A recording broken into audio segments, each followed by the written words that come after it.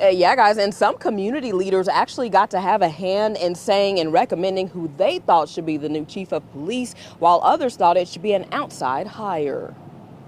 It was certainly well-deserved. Ron Basie, 32 years as an officer on the force and servant in the community, says he is humbled by the job of chief of police. His journey to law enforcement goes all the way to 2 bad interactions with officers as a teen. Saw something in me in a suspect interview, actually, that made them think that I had potential, and they basically recruited me to work.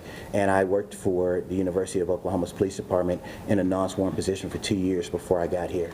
And so I say that to say that what sometimes could seem as a bad start to something could have endless potential and possibilities for everyone. J.B. Williams, one of the 48 community members on a diverse panel who recommended the chief, says that perspective makes Basie a great choice. Chief Basie's been in the community for a long time. He always shows up, and he's somebody who has a real relationship with the community. However, an internal memo obtained by KOCO shows 60% of the Fraternal Order of Police wanted to see an external hire. There are some things that we need to work on as a department, and they thought, I would say, that an external candidate gave us the best shot at accomplishing those goals and addressing those objectives, and I think that's probably the spirit behind that number. The president of the FOP, Mark Nelson, says some of the things they needed to work on include recruiting and retention, and the biggest. Leadership was identified as one of the biggest reasons that morale was low,